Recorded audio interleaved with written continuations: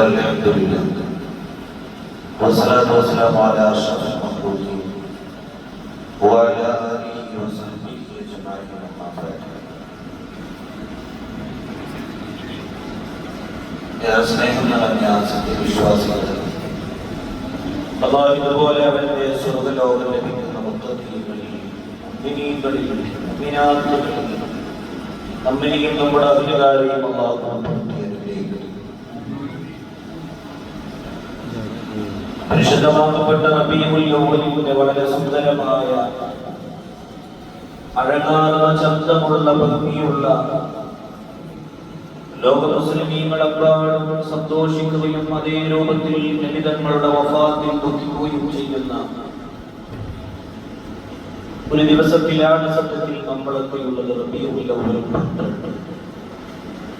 ഈ ദിവസം പരിശുദ്ധ റബീഉൽ അവ്വൽ 12 ഹബീബായ മുത്ത് മുഹമ്മദ് മുസ്തഫ സല്ലല്ലാഹു അലൈഹി വസല്ലം തങ്ങളുടെ ജന്മദിനത്തിന്റെ ഭാഗമായി ലോകമെമ്പാടുമുള്ള മുഅ്മിനീകൾ, മുഅ്മിനാത്തുകൾ ഹൃദയത്തിൽ റസൂലുള്ളാഹിനെ ഓർമ്മിക്കുന്ന ദിവസമാണ്.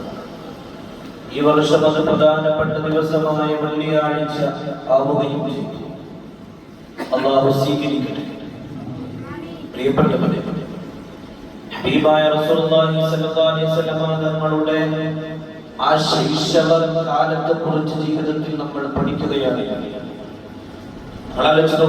നബിതങ്ങളുടെ ശൈശവം, ബാല്യം, യൗവനം, വാർദ്ധക്യം, പരിശുദ്ധ നബിയുടെ കണ്ണുകൾ, കാതുകൾ, മൂക്ക്, തലമുടി, തല, ചിന്ത, അവിടുത്തെ കൈകാലുകൾ, അവിടുത്തെ നടത്തം, അവിടുത്തെ ഇരുത്തം, അവിടുത്തെ സംസാരം, അവിടുത്തെ ഇടപാട്, അവിടുത്തെ കച്ചവടം, അവിടുത്തെ ദാമ്പത്യ ജീവിതം, അങ്ങനെ മുഹമ്മദുൽ മുസ്തഫാന്റെ നിഖില മേഖലകളെ കൈകാര്യം ചെയ്യുന്ന ആയിരക്കണക്കിന് കിതാബുകൾ, പരിശുദ്ധ ഖുർആൻ, ഇങ്ങനത്തെ ഒരു നേതാവ് ലോകത്ത് മുഹമ്മദുൽ മുസ്തഫ സല്ലല്ലാഹു അലൈഹി വസല്ലം. ആ പരിശുദ്ധ റസൂൽ സല്ലല്ലാഹു അലൈഹി വസല്ലം തങ്ങളുടെ പിതാവിന്റെ പേര് അബ്ദുല്ലാഹ്. ആമിന ബീവിയെ കല്യാണം കഴിക്കുന്നതിന് മുമ്പ് എത്രയോ തവണ അബ്ദുള്ള എന്നവർക്ക് ഒരുപാട് കല്യാണാലോചന തോന്നിയിട്ടുണ്ട്. കാരണം നബിയുടെ പിതാവിനെ കാണാൻ വലിയ സൗന്ദര്യമായിരുന്നു. നബി സല്ലല്ലാഹു അലൈഹി വസല്ലം തങ്ങളുടെ പിതാവിനെ കാണാൻ സൗന്ദര്യപൂർണ്ണമായിരുന്നു. നബി തങ്ങളുടെ നെറ്റിത്തടത്തിൽ ഒരു പ്രകാശത്തിന്റെ ഒരു അടയാളം ഉണ്ടായിരുന്നു എന്ന് ചരിത്രത്തിൽ കാണാൻ കഴിയും. ആമിന ബീവി റളിയല്ലാഹു അൻഹാ പ്രിയപ്പെട്ട നബി തങ്ങളുടെ പിതാവിനെ കല്യാണത്തിന് സമ്മതിക്കുന്നത് പോലും ഈ പ്രകാശം നെറ്റിത്തടത്തിൽ കണ്ടതുകൊണ്ടാണെന്ന് ചരിത്രം പറയുന്നത്. അങ്ങനെ അബ്ദുള്ള എന്നവർ ആമിന ബീവിയെ കല്യാണം കഴിച്ചു. വർഷങ്ങൾ കഴിയുമ്പോ ആമിന ബീവി അബ്ദുള്ളയോട് രസകരമായ ചോദ്യം ചോദിക്കുന്നുണ്ട്. എല്ലാം നിങ്ങൾക്ക് ആ പഴയ സ്നേഹം എന്റെ അടുത്ത് ഇപ്പോഴും ഉണ്ടോ? സ്നേഹമൊക്കെ എനിക്കുണ്ട്, പക്ഷേ ആ പണ്ടത്തെ ഒരു സ്നേഹം നിങ്ങളോട് എനിക്ക് ഇപ്പോഴില്ല. എന്താ അതിന്റെ കാരണമെന്ന് പ്രിയപ്പെട്ട പിതാവ് ഉമ്മ ആമിനയോട് ചോദിക്കുമ്പോ ഉമ്മ ആമിന ബീവി പറയുന്നുണ്ട്, ഞാൻ കല്യാണം കഴിഞ്ഞ സമയത്ത് ആ ഒരു സമയത്ത് നിങ്ങളുടെ നെറ്റിത്തടത്തിലുള്ള പ്രകാശം കണ്ടപ്പോ എനിക്ക് തോന്നി ആ പ്രകാശം ഉമ്മ ആമിന ബീവിയായ ആമിനയായ എന്റെ അടുത്തേക്ക് വരും എന്ന് ഞാൻ പ്രതീക്ഷിച്ചു.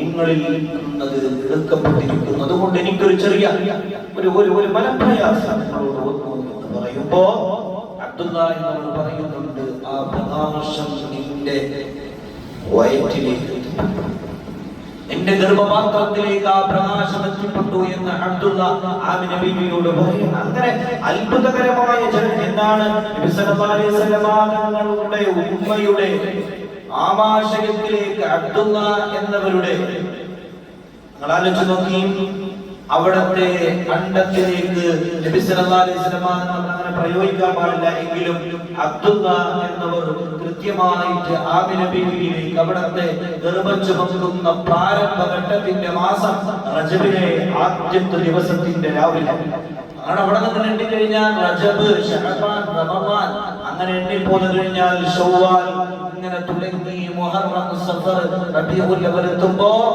അത് 9ാമത്തെ മാസം 9 മാസം കഴിഞ്ഞ് നമുക്ക് കാണാൻ കഴിയും. ആ റജബ് മുതൽ നിങ്ങൾ മൗലിദിന്റെ 2ാമത്തെ ഹദീസിൽ ആ റജബ് മുതലുള്ള മുഴുവൻ ചരിത്രങ്ങളാണ് പറയപ്പെടുന്നത്. പരിശുദ്ധ നബി ജനിക്കും മുമ്പേ പരിശുദ്ധ റസൂലിന്റെ കാര്യങ്ങളെ ഓർമ്മപ്പെടുത്തി തന്നു. അല്ലാഹു റബ്ബുൽ ഇസ്സത്ത് വഅതാഹ ഫീ ദിൽഹിജ്ജത്തുൽ കരീം മൂസ അലൈഹിസ്സലാം വഅലമഹാ ബിറുബത്തി മുഹമ്മദിൻ സല്ലല്ലാഹു അലൈഹി വസല്ലം. ഒരു ഹദീസാണ്, മൗലിദിന്റെ 2ാമത്തെ ഹദീസാണ്. പരിശുദ്ധ നബി സല്ലല്ലാഹു അലൈഹി വസല്ലം തങ്ങളുടെ ഉമ്മ ആമിന ബീവിയിലേക്ക് ദുൽഹിജ്ജ മാസത്തിൽ ഗർഭജമെന്ന് റജബിലും ശഅബാനിലും റമദാനിലും ഒക്കെ ഒരുപാട് കാര്യങ്ങൾ ഇങ്ങനെ നടക്കുന്നുണ്ട്. പക്ഷേ ദുൽഹിജ്ജ മാസം എത്തിയപ്പോൾ കരീമുല്ലാഹി മൂസ അലൈഹിസ്സലാം എന്നിട്ട് ആമിന ബീവിയോട് പറഞ്ഞതാണ്, ഈ ജനിക്കുന്ന മകനിക്ക് സ്വപ്നത്തിൽ പറഞ്ഞു കൊടുക്കുകയാണ്, മകനിക്ക് വഅലമഹ ബിറുബത്തി മുഹമ്മദിൻ മുഹമ്മദ് നബിയുടെ പേര് വെക്കണം എന്ന് പഠിപ്പിച്ചു കൊടുത്തു. അങ്ങനെ റബീഉൽ അവ്വൽ 12-ന്, അതായത് ഇന്നത്തെ ഈ ദിവസത്തിൽ ഹബീബായ റസൂലുള്ളാഹി സ്വല്ലല്ലാഹു അലൈഹി വസല്ലം തങ്ങൾക്ക് തിരുപ്പിറവി എടുക്കുകയാണ്. അവിടെ ഒരുപാട് സംഭവങ്ങളുണ്ട്. നബി സല്ലല്ലാഹു അലൈഹി വസല്ലം നിർത്തിക്കൊണ്ടുവന്നു. വളരെ വിശാലമായി പറയാൻ നമുക്ക് സമയമില്ല. നബി തങ്ങളെ ജനിച്ചത് മക്കയിലായി. മക്ക എന്ന് പറഞ്ഞാൽ മക്കയിലായില്ലെങ്കിൽ കിഴക്കുകാർ പറയും ഞങ്ങൾ വടക്ക് പറയും ഞങ്ങൾ കാണുക. പടിഞ്ഞാറ് ദിശകൾ പോലും നബിതങ്ങൾക്ക് വേണ്ടി ദാഹിക്കും. അതുകൊണ്ട് അല്ലാഹു അത് കൃത്യമായിട്ട് പറഞ്ഞു കൊടുത്തു. മക്ക എന്നത് നമ്മളുടെ ഭൂമിയുടെ വളരെ മധ്യത്തിലാണ്, കേന്ദ്രമാണ്, മധ്യകേന്ദ്രമാണ്. അവിടെ മുത്തുനബി പിറക്കുകയാണ്. വളർന്നതോ 85 കിലോമീറ്റർ അകലെയുള്ള തായിഫിലേക്ക് പോകുന്ന വഴിയിൽ ഹലീമ ബീവിയുടെ ചാരത്ത്. അത്ഭുതങ്ങളാണ് പരിശുദ്ധ റസൂൽ സല്ലല്ലാഹു അലൈഹി വസല്ലം അത്ഭുതങ്ങളാണ്. മക്കയെ കുറിച്ച് പറഞ്ഞതുപോലെ ഉമ്മുൽ ഖുറ, ഗ്രാമങ്ങളുടെ ഉമ്മ. ലോകത്ത് ഏതൊക്കെ ഗ്രാമമുണ്ടോ ആ ഗ്രാമത്തിന്റെ, ചെറുവണ്ണൂർ എന്ന ഗ്രാമത്തിന്റെ ഉമ്മ എന്നത് മക്കത്തുൽ മുകറമയാണെന്ന് വിശ്വസിക്കുന്ന വിശ്വാസികളാണ് നമ്മൾ. അല്ലാഹുവോട് പോകാൻ തൗഫീഖ് ചെയ്യട്ടെ. നബി സല്ലല്ലാഹു അലൈഹി വസല്ലം തങ്ങൾക്ക് ഹലീമ ബീവി ആ ചെറുപ്രായത്തിൽ മുലപ്പാല് കൊടുക്കുമ്പോൾ പോയ സംഭവം തന്നെ അത്ഭുതകരമാണ്. നബി സല്ലല്ലാഹു അലൈഹി വസല്ലം തങ്ങൾ ആ കാലത്ത് മക്കയില് ആമിന ബീവി റളിയല്ലാഹു അൻഹ, മക്കയ്ക്ക് ഒരു സ്വഭാവം ഉണ്ടായിരുന്നു. മക്കക്കാർക്ക് അവിടുത്തെ ഉമ്മമാർക്ക് മുലപ്പാലില്ലാത്തൊരു പ്രയാസം ഉണ്ടായിരുന്നു. പക്ഷെ ഭക്ഷണമില്ല, ദാരിദ്ര്യത്തിലാണ്, വലിയ പ്രയാസത്തിലാണ്. ആമിന ബീവി റളിയല്ലാഹു അൻഹയുടെ ആ കാലത്ത് നബി സല്ലല്ലാഹു അലൈഹി വസല്ലം തങ്ങൾക്ക് മുലയൂട്ടന്റെ കാലത്ത്, ശരിക്കും പഠിക്കണേ, മുലയൂട്ടന്റെ കാലത്ത് പരിശുദ്ധ നബിക്ക് മുലപ്പാൽ കൊടുക്കാൻ ആമിന ബീവിക്ക് മാനിടത്തിൽ പാലില്ലാത്ത ഒരു വല്ലാത്ത അവസ്ഥ അല്ലാഹു കാക്കട്ടെ. ആ മക്കക്കാർക്ക് അന്നൊരു സ്വഭാവം ഉണ്ടായിരുന്നു. മറ്റുള്ള പല സ്ഥലങ്ങളിൽ നിന്നും, തായിഫിൽ നിന്നും, അതുപോലെ മറ്റുള്ള പല ഭാഗങ്ങളിൽ നിന്നും നല്ല സഹോദരിമാർ മക്കയിലേക്ക് വരും. എന്നിട്ട് ഓരോ വീടുകളുടെ കഥകം മുട്ടിയിട്ട് ചോദിക്കും, ഇവിടെ ആർക്കെങ്കിലും മുല കൊടുക്കാനുണ്ടോ, പാല് കൊടുക്കാനുണ്ടോ, കുട്ടികളുണ്ടെങ്കിൽ തരൂ, ഞങ്ങൾ കൊണ്ടുപോകാം. അങ്ങനെ പരിശുദ്ധ പ്രവാചകരുടെ വാതിൽക്കൽ മുറ്റേണ്ട വന്നിട്ട് ഒരാൾ അങ്ങനെ മുട്ടി നോക്കുമ്പോൾ ഒരു ചെറിയ കൊച്ചുകുടിലാണ്. ആമിന ബീവി മാത്രമാണുള്ളത്. ഒരു കൊച്ചുകുടിയിൽ വന്ന് കഥക് മുട്ടുമ്പോ വാതിൽ തുറന്നപ്പോ കണ്ടത് ആമിന ബീവിയെയും ഈ കുഞ്ഞിനെയുമാണ്. അപ്പൊ അയാൾ പറഞ്ഞു, ഞങ്ങൾ നിങ്ങളുടെ മകനെടുക്കുന്നില്ല, ഞങ്ങൾ തിരിച്ചു പോകണം. കാരണം നിങ്ങൾ കാണാൻ അത്രമാത്രമൊന്നും സൗകര്യമുള്ള പ്രതാപികളൊന്നുമല്ല. അതെന്താ, ഈ മുലയൂട്ടാൻ വരുന്ന ഈ ആളുകൾക്ക് ഒരു ലക്ഷ്യമുണ്ട്. ഞാൻ സ്വീകരിക്കുന്ന മുലയൂട്ടുന്ന ഈ കുട്ടിക്ക് സാമ്പത്തികമായി കഴിവുണ്ടാവണം. സാമ്പത്തികമായി കഴിവുണ്ടെങ്കിൽ മാത്രമേ ആ കുട്ടികളെ സ്വീകരിക്കുള്ളൂ. കാരണം എന്താ, അങ്ങനെ സ്വീകരിച്ചാലാണ് മുലയൂട്ടിയാൽ പിന്നെ ഇവർക്ക് അതുകൊണ്ട് ലാഭം ഉണ്ടാവുകയുള്ളൂ എന്നൊരു ചിന്താഗതി ഉണ്ടായി. അങ്ങനെ ഓരോരുത്തരും കഥക് മുട്ടും, ആരും എടുക്കൂല. അവസാനം ഹലീമ ബീവി എത്തിപ്പെടും. ഈ ഹലീമ ബീവി എത്തിപ്പെടാൻ ഒരു കാരണമുണ്ട്. ഹലീമ ബീവിക്ക് മക്കക്കാർ കൊടുക്കൂല. പല കഥകളും ഹലീമ ബീവി മുട്ടെടുത്തൊരു വല്ലാത്ത അത്ഭുതം. ഹലീമ ബീവി പല കഥകളും മുട്ടി അങ്ങനെ ചോദിക്കുമ്പോ കൊടുക്കുന്നവർ കാണുന്നത് ഹലീമ ബീവിയാണ്. ഹലീമ ബീവി ഒരു ദരിദ്രയാണ്, വലിയ സാമ്പത്തികമായിട്ട് കഴിവില്ല. എന്റെ കുട്ടിയെ ഹലീമ ബീവിയിലേക്ക് ഏൽപ്പിച്ചു കഴിഞ്ഞാൽ ആ കുട്ടിക്ക് വേണ്ട പോലെയുള്ള പരിചരണം കിട്ടില്ല. അതുകൊണ്ട് ഹലീമ ബീവിക്ക് കൊടുക്കണില്ല. വല്ലാത്തൊരു അത്ഭുതം. ഒരുപാട് കഥകളിൽ വാതിൽ മുട്ടുന്നു, ഹലീമ ബീവിക്ക് കുട്ടിയെ കിട്ടാതെയാണ്.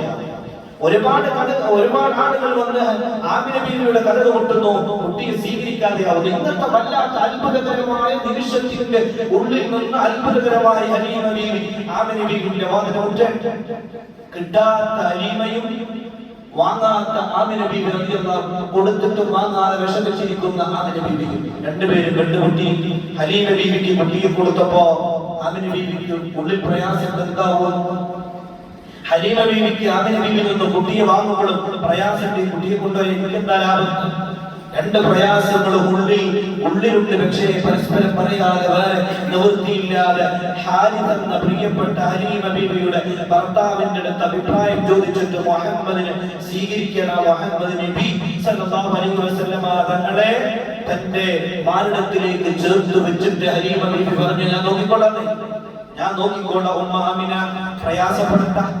അങ്ങനെയാണ് ആമിന ബീവി റളിയല്ലാഹു അൻഹയെ കയ്യിൽ നിന്ന് കരഞ്ഞൊരു നൊന്ത് പ്രസവിച്ച് ഉമ്മ മുല കൊടുക്കാൻ പാലില്ലാതെ തന്റെ മാറിടത്തിൽ പാലില്ലാത്തതിന്റെ പേരിൽ ജീവിച്ചിരുന്ന ആമിന ഉമ്മ എന്ന ഉമ്മ സ്വന്തം മകനെ മറ്റൊരാൾക്ക് മുല കൊടുക്കാൻ വേണ്ടി 85 കിലോമീറ്റർ ദൂരേക്ക് കൊടുത്തേക്ക്. ആമിന ബീവി എപ്പോഴാണ് മരണപ്പെട്ടത്?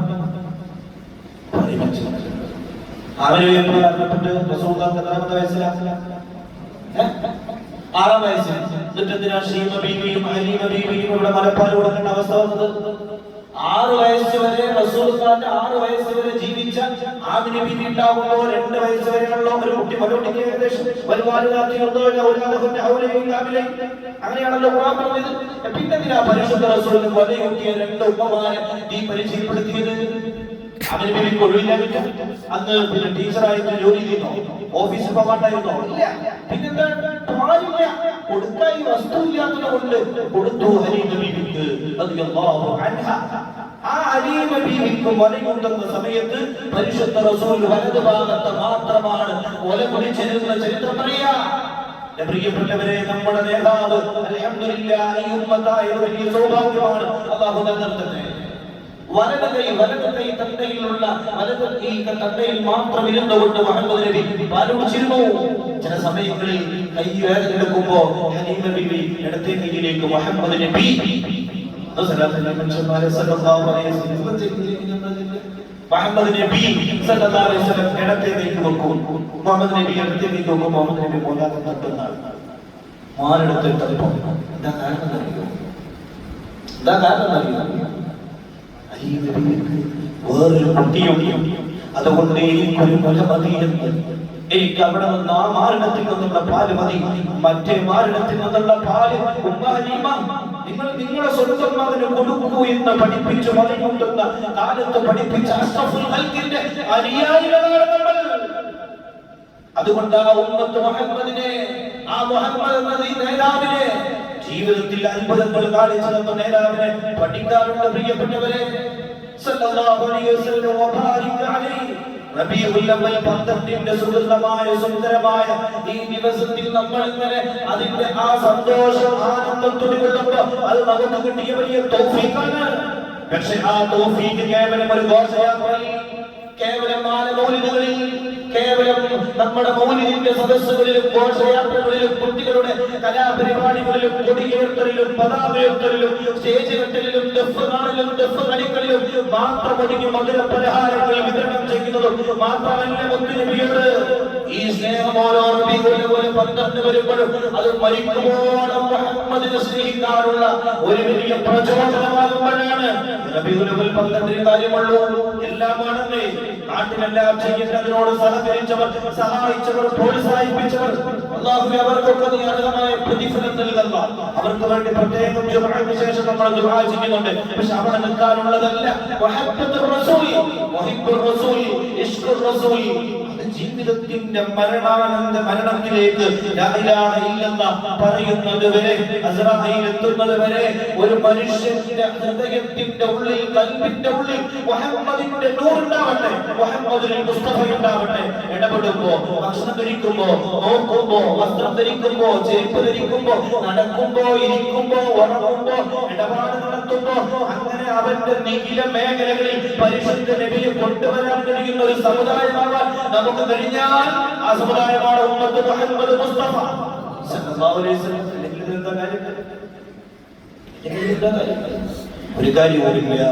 അതുകൊണ്ട് ആ പരിശുദ്ധ നബിയെ ജീവിതത്തിൽ പകർത്തുകയും പ്രാവർത്തികമാക്കുകയും ചെയ്യുന്ന നല്ല ഒരു ഉമ്മത്തായി അല്ലാഹു നമ്മെ ഇനിയെങ്കിലും മാറ്റി തരട്ടെ.